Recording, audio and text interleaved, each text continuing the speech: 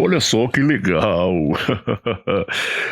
Agora, vamos trazer os acadêmicos do curso de Pedagogia da UFMA para falar sobre o texto Política Nacional de Formação dos Professores, do autor João Cardoso Palma Filho. Vamos começar agora mais um capítulo do nosso podcast. Puxa a vinheta, edição. Puxa a vinheta, edição. Puxa a vinheta, edição. UFMA. Pedagogia em ação.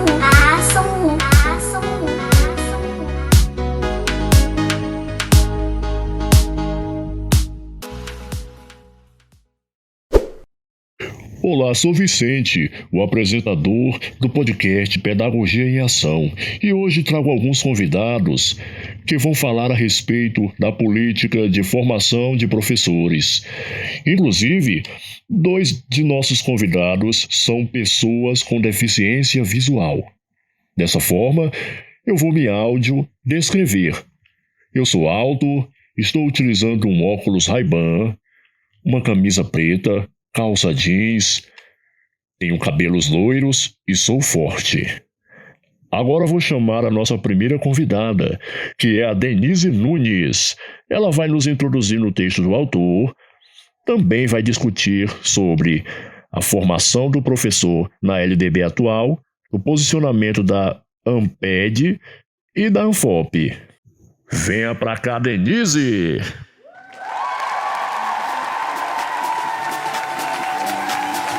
UFMA. Deixa eu me apresentar, eu acabei de chegar. Depois que me escutar, você vai lembrar meu nome. É que eu sou de um lugar onde o céu molha o chão, céu e chão gruda no pé, amarelo, azul e branco. Deixa eu me apresentar, eu acabei. Olá pessoal, Vicente, tudo bem com vocês? Desejo que sim. Sou Denise Nunes, do curso de Pedagogia da UFMA, e estou cursando o 7º período. E é um prazer enorme estar hoje com vocês e meus colegas no Pedagogia em Ação. Por uma questão de inclusão, sendo eu pessoa com deficiência visual, irei fazer minha audiodescrição. Sou uma mulher parda, tenho 1,63 m de altura, peso 70 quilos, cabelos longos, ondulados, castanhos claros, nariz robusto, boca grande e lábios não muito grossos, olhos castanhos claros. Fim da minha audiodescrição. Então, Vicente e a todos do Pedagogia em Ação, e para aqueles que posteriormente irão ouvir esse podcast, eu faço um convite para que vocês venham junto conosco conhecer um pouco da biografia do autor João Cardoso Palma Filho, um autor que tem contribuído muito na área da educação brasileira. Ele é destacado por ser um educador e pesquisador brasileiro, conhecido por suas contribuições significativas no campo da educação. Ele é doutor em Educação pela Universidade de São Paulo, a USP, e possui uma larga trajetória acadêmica e profissional na área educacional. Palma Filho atuou como professor e pesquisador em diversas instituições de ensino superior. Destacou-se por seu trabalho nas áreas de políticas educacionais, formação de professores e gestão educacional. Além do seu papel acadêmico, ele também desempenhou funções administrativas importantes, contribuindo para o desenvolvimento e implementações de políticas públicas voltada para a educação. Sua obra inclui diversos artigos e livros que abordam questões centrais da educação brasileira, como a formação docente e as reformas educacionais. Seu pensamento crítico é aprofundado, tem influenciado significativamente o debate educacional no Brasil, tornando-o uma figura respeitada e influente na área.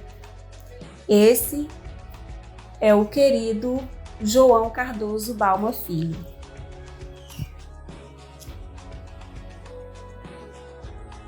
Então, Vicente e a todos do Pedagogia em Ação, essa foi uma breve biografia do autor João Cardoso Balma Filho.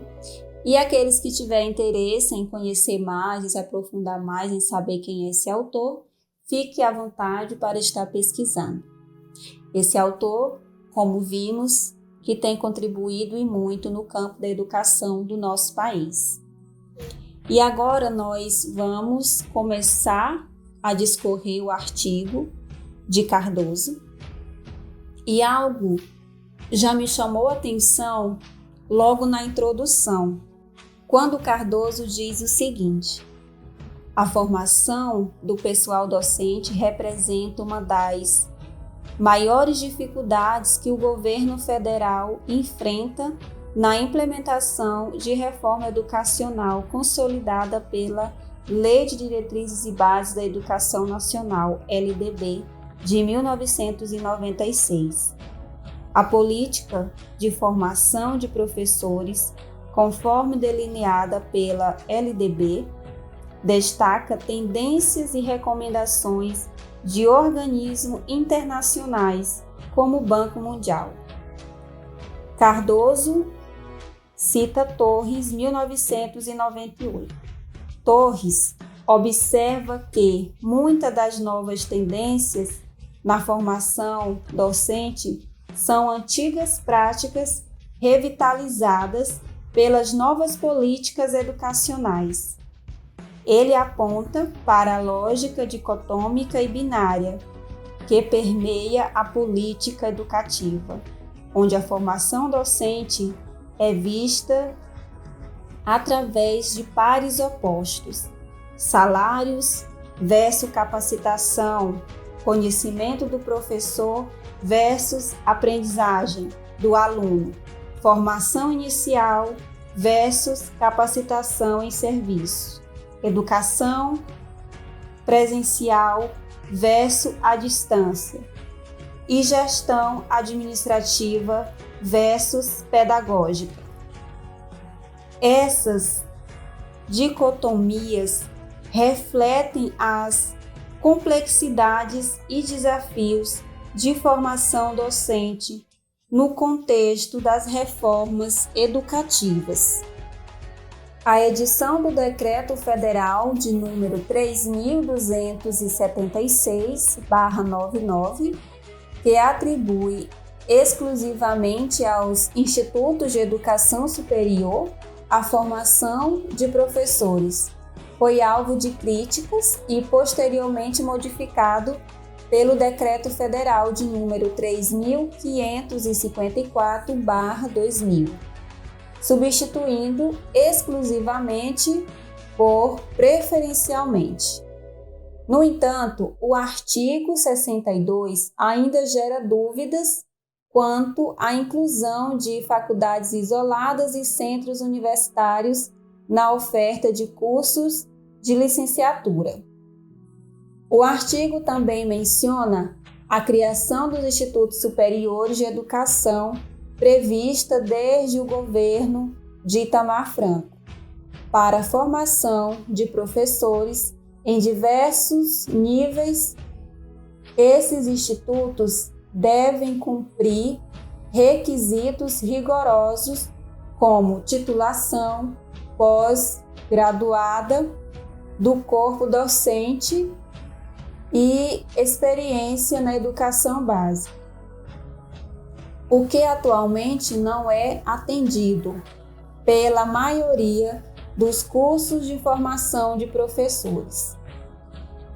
O Plano Nacional de Formação estabelece diretrizes para a formação de professores, incluindo ainda formação teórica e pedagógica, ampla formação cultural, contato contínuo com a realidade escolar, pesquisa, domínio das novas tecnologias, análise de temas atuais, inclusão das questões de educação especial e de gênero, trabalho coletivo, vivência de gestão democrática, compromisso social e conhecimento das diretrizes curriculares nacionais. Portanto, conclui-se que, independentemente do local da formação, os princípios estabelecidos para a formação dos profissionais são amplamente aceitos, mas a implementação desses princípios nas instituições formadoras ainda é um desafio significativo.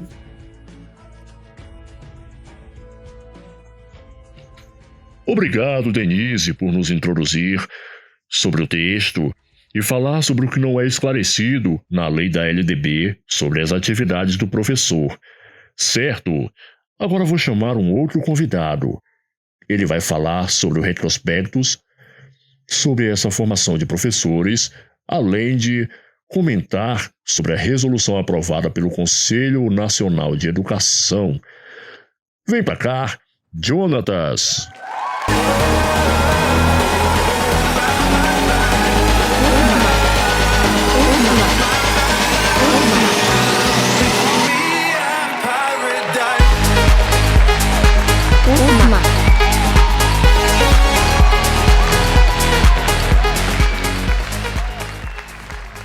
Olá a todos, eu sou Jonatas, estudante do 7º período do curso de Pedagogia. Começando a minha audiodescrição, eu sou um homem alto, tenho 1,74 m, eu tenho pele branca, meus cabelos são da cor castanha, assim como a dos meus olhos. Estou vestindo uma jaqueta jeans, uma calça jeans e estou utilizando no momento um óculos. Hoje, ao lado do meu caro entrevistador Vicente e a todos os ouvintes, vamos explorar 2 temas fundamentais para a educação brasileira: o breve retrospecto e a resolução aprovada pelo Conselho Nacional de Educação. Inicialmente, eu quero começar a minha conversa abordando um breve retrospecto sobre a formação docente no Brasil. Desde os anos 30 até 1968, predominava um modelo educacional conhecido como 3+1.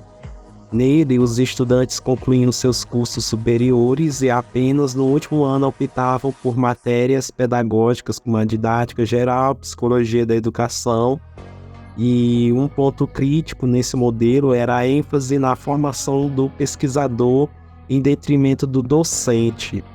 Como mencionava Davini, o essencial na formação do professor é que ele seja um profundo conhecedor dos conteúdos disciplinares. Assim, refletia uma visão onde o domínio do conteúdo era considerado mais crucial que as habilidades pedagógicas específicas. Essa abordagem tinha como objetivo de formar pesquisadores que dominassem profundamente os conteúdos disciplinares e que ensinavam. Mas, no entanto, a formação pedagógica era considerada secundária e muitas das vezes vista como superficial. Isso reflete na prática dos professores ao ingressarem na carreira e enfrentavam desafios significativos na aplicação dos métodos de ensino eficazes. Essa abordagem tinha como objetivo principal formar pesquisadores que dominassem profundamente os conteúdos das disciplinas que ensinariam. No entanto, a formação pedagógica era considerada secundária e muitas das vezes é vista como superficial. Isso reflete na prática dos professores ao ingressarem na carreira e enfrentavam desafios significativos na aplicação de métodos de ensino eficazes. As consequências disso eram visíveis no cotidiano das salas. de aula. Os professores frequentemente se viam despreparados para lidar com as demandas reais do ensino, resultando em altos índices de fracasso escolar e insatisfação, tanto por parte dos educadores quanto dos alunos.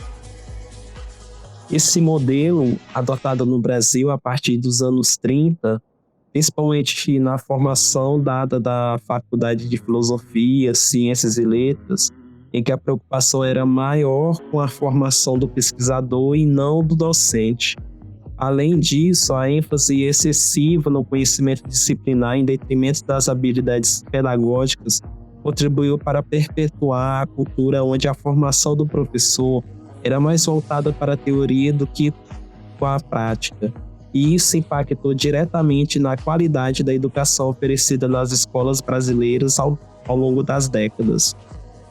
Após explorarmos as raízes do desafio na formação docente, nesse breve retrospecto, agora vamos falar da importante resolução que buscou tentar mudar esse cenário. Vamos falar sobre a resolução aprovada pelo Conselho Nacional de Educação. A resolução do CNE, mais conhecida como a CNE/CP número 1/2002, mencionada no parecer 009/2001, traz uma abordagem inovadora ao não estabelecer um rol de disciplinas obrigatórias para os cursos de formação de professores. Em vez disso, ela enfatiza os princípios, fundamentos e procedimentos que devem guiar a elaboração dos projetos pedagógicos das instituições formadoras. Isso, por sua vez, busca promover uma maior autonomia na gestão acadêmica dos cursos, conforme discutidos nos artigos 12 e 13 da LDB. No entanto, a resolução não está isenta de críticas. A ênfase na resolução de situações-problemas, como a estratégia da didática geral, embora louvável, levanta questões sobre a aplicabilidade universal dessas normas. O artigo 5º, por exemplo, pode ser interpretado como um limitador ao estabelecer diretrizes que nem sempre se aplicam uniformemente a todas as escolas do país. Além disso, há uma preocupação com a prescrição detalhada de metodologias que poderiam limitar a autonomia dos professores no desenvolvimento das suas atividades e práticas pedagógicas. Na redação desse dispositivo, houve uma recepção inadequada do conceito de professor reflexivo, conforme os estudos de Skorny e Alarcão e Cimenta. O importante a ser destacado é que, ao se organizar um curso de formação de professores, deve ter em mente a necessidade de dotá-lo de autonomia intelectual, o que implica fornecer aos professores os meios de um pensamento autônomo e que facilite as dinâmicas de formação autoparticipada. Se o objetivo do CNE foi propor a formação de um professor reflexivo, então é necessário que essa intenção seja bem mais explicitada. O essencial a ser pensado quando a elaboração do projeto pedagógico do curso de formação de professores para a educação básica é buscar evitar a tradicional fragmentação dos saberes da docência. No terceiro parágrafo do artigo 6 da resolução do Conselho Nacional de Educação, CNE, são definidos 6 campos temáticos que devem ser contemplados no currículo escolar para a formação de professores. Esses campos abrangem desde conhecimentos culturais, gerais e profissionais até conhecimentos específicos sobre crianças, adolescentes, jovens, adultos, incluindo necessidades educacionais especiais e comunidades indígenas. Além disso, a resolução enfatiza a importância do conhecimento sobre a dimensão cultural, social, política e econômica da educação. Embora tenha sido criticada por omitir a dimensão histórica, essa estrutura visa proporcionar uma formação abrangente e contextualizada aos futuros professores, preparando-os para lidar com a diversidade e as especificidades do ambiente escolar. O artigo 7 da resolução introduz avanços significativos na organização dos cursos de licenciatura plena. Ele preconiza que as instituições de ensino tenham autonomia na estruturação dos seus cursos, com a direção colegiada e a própria e estreita articulação com os outros departamentos e cursos específicos. Isso representa uma mudança em relação aos modelos anteriores, permitindo uma maior adaptação dos currículos às necessidades locais e uma formação mais integrada e colaborativa entre os formadores de professores. O contexto da política educacional durante o governo do Fernando Henrique Cardoso, essa abordagem foi enfatizada através do Exame Nacional de Cursos, transformando o INEP em uma agência de avaliação educacional. Embora tenha sido criticada por focar demasiadamente nos resultados finais, em detrimento dos processos educativos, essa política incentivou melhorias na qualificação docente e na infraestrutura das instituições de ensino. A política educacional adotada nos anos do Fernando Henrique Cardoso foi marcada por uma ênfase significativa na avaliação externa dos cursos de ensino superior, incluindo os de formação de professores e o Exame Nacional dos Cursos, que é o ENC. Como parte dessa política, provocou debates intensos devido à sua abordagem centrada nos resultados e à sua influência na qualidade percebida das instituições de ensino. Os críticos argumentam que essa avaliação poderia desconsiderar aspectos fundamentais da prática educativa, focando demasiadamente na avaliação de produtos em detrimento dos processos formativos. O artigo 10 da resolução introduz uma mudança significativa ao conferir às instituições formadoras a responsabilidade pela seleção e ordenamento dos conteúdos dos diferentes campos de conhecimento, que compõem a matriz curricular dos cursos de formação de professores. Isso representa uma ruptura com a prática anterior de prescrever disciplinas específicas, permitindo uma maior flexibilidade e responsabilidade na adaptação dos currículos às demandas locais e às necessidades educacionais contemporâneas. Muito interessante a resolução desse conselho. Obrigado por suas palavras. Agora, vou trazer mais um acadêmico do curso de pedagogia, o Breno. Ele vai falar sobre a reforma dos anos 60 e 70. Vamos entrar no Breno. É uma honra tê-lo aqui.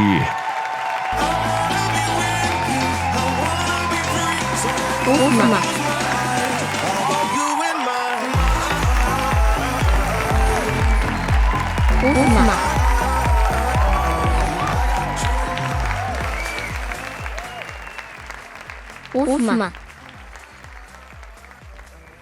Olá, Vicente. Muito obrigado pela oportunidade. Meu nome é Breno Lima da Silva, também sou acadêmico do curso de licenciatura em pedagogia e irei fazer minha autodescrição. Tenho pele de cor branca, cabelos pretos, tenho 1,86 m de altura e peso 82 kg. Bom, sobre as reformas na formação de professores que aconteceu nas décadas de 60 e 70, é importante começar falando que essas alterações que aconteceram nos procedimentos universitários voltados para a formação de professores foi de fato significativas. Vamos começar falando da formação inicial para professores, das séries iniciais. Quando eu falo séries iniciais, eu me refiro da primeira à quarta série. Essa formação continuou sendo feita em nível médio, mas não mais em escola normal, e sem uma habilitação de segundo grau, criada justamente para essa finalidade. O que aconteceu foi que a maioria das escolas normais foram transformadas em escolas de segundo grau, que passaram a oferecer uma série de habilitações profissionais, inclusive o magistério. Já o magistério das séries finais, quinta e oitava série, foram criadas a licenciatura curta em nível superior, com uma duração de 2 anos, no máximo. E o magistério nas séries de segundo grau era exigida a licenciatura plena. E o que acontecia era que essa licenciatura plena podia ser obtida com a licenciatura curta, acrescentando apenas mais um ano de estudo. E essa passou a ser o modo como os professores de primeiro e segundo grau eram formados, totalmente desvinculados dos cursos de bacharelado. Nessa situação, é bom lembrar também que houve algumas exceções, como o caso da Universidade de São Paulo. Lá, a licenciatura só era obtida com o estudante cursando as matérias de conteúdo disciplinar dos institutos específicos e a parte de pedagogia na Faculdade de Educação. Essa era uma exceção porque a maioria dos casos, principalmente os de estabelecimentos particulares de ensino superior, a licenciatura era obtida em cursos independentes dos demais. O que acontecia mesmo nesse período era que a formação devia ser rápida e econômica. E em razão desses fatores ocorreu um empobrecimento tanto da parte da formação especial e dos conteúdos pedagógicos, porque a carga horária e os conteúdos eram insuficientes para a formação desses professores.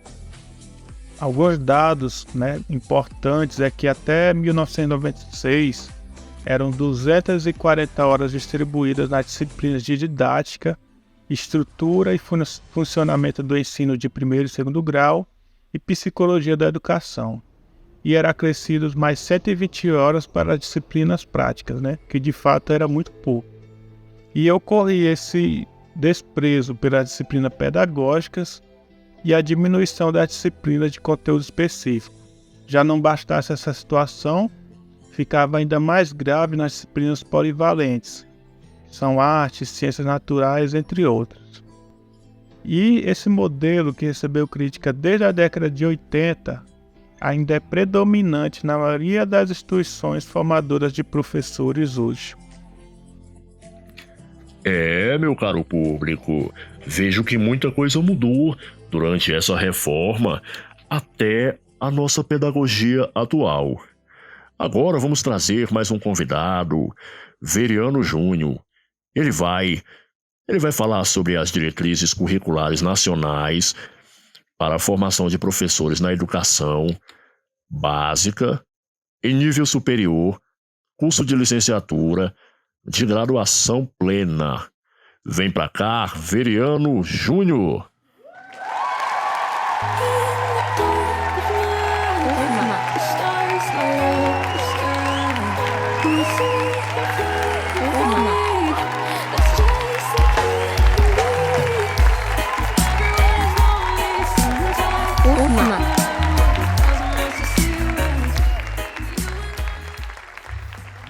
Olá Vicente, olá ouvintes desse podcast maravilhoso. Eu me chamo Veriano Júnior, sou pessoa com deficiência visual e irei fazer a minha audiodescrição. Bom, eu sou baixo, tenho pele clara, cabelos castanhos, olhos castanhos, sou um pouco forte. Bom, o texto aborda as diretrizes curriculares nacionais para a formação de professores da educação básica, destacando o processo de desenvolvimento e aprovação dessas diretrizes pelo Conselho Nacional de Educação, CNE, em 2001. O documento final, aprovado pelo CNE, estabelece princípios orientadores para a formação de professores, destacando a importância da competência, coerência entre formação e prática e a pesquisa como elementos essenciais.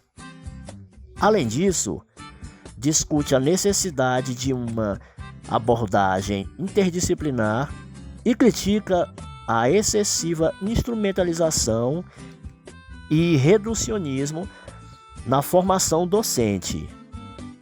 A avaliação e o currículo dos cursos de formação de professores também são abordados apontando para a necessidade de reorganização pedagógica nas escolas. Nossa, Veriano, foi interessante você explicar sobre o desenvolvimento e a aprovação das diretrizes pelo Conselho Nacional de Educação, CNE, e como consequência trouxe a questão da necessidade de coerência entre formação e prática profissional, além de outros princípios para a formação de professores. Agora, para finalizar o nosso programa, trago aqui a nossa última convidada. Raquel, sinta-se à vontade. Vamos entrando.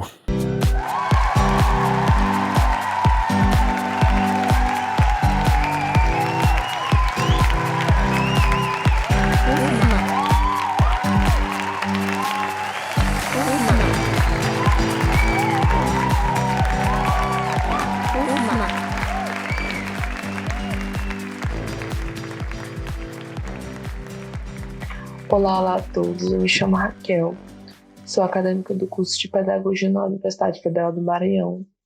Sou uma pessoa alta, de 1,72 m, cabelo preto, cacheado, médio, com luzes nas pontas, olhos pretos, um pouco puxados, lábios carnudos e nariz um pouco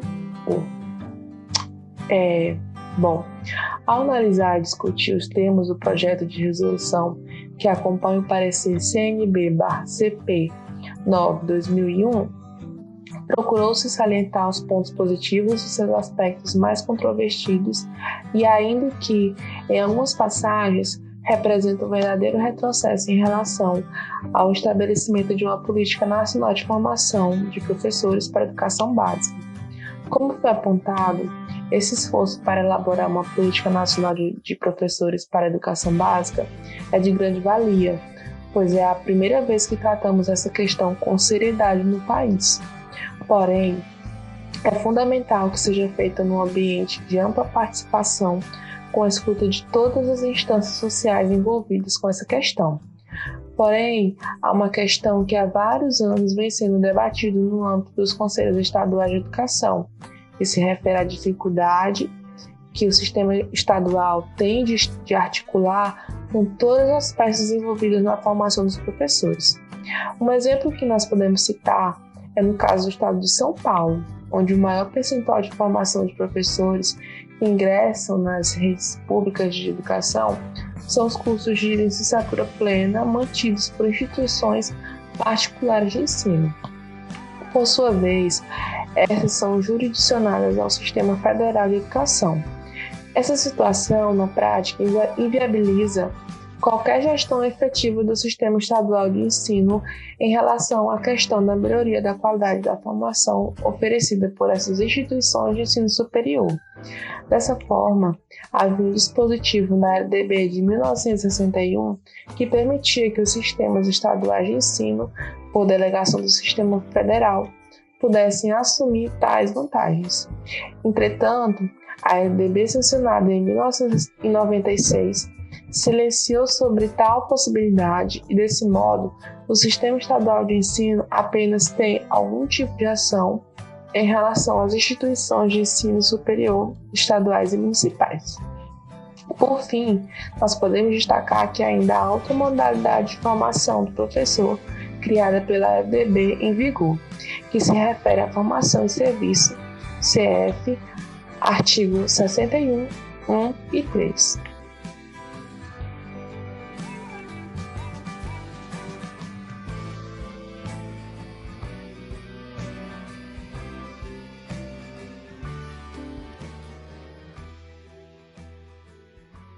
Obrigado, Raquel.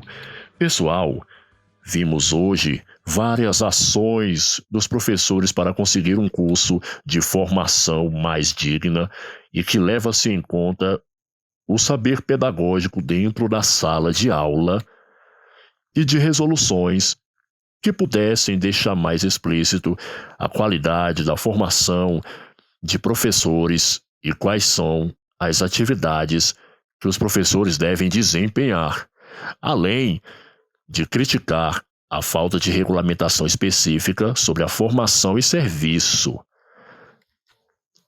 Essas reflexões ecoam os pontos levantados por João em seu texto sobre a política de formação de professores. Foi enriquecedor ouvir nossos convidados compartilharem suas perspectivas sobre este tema tão relevante. É hora de dar tchau. É hora de dar tchau. É hora de dar tchau.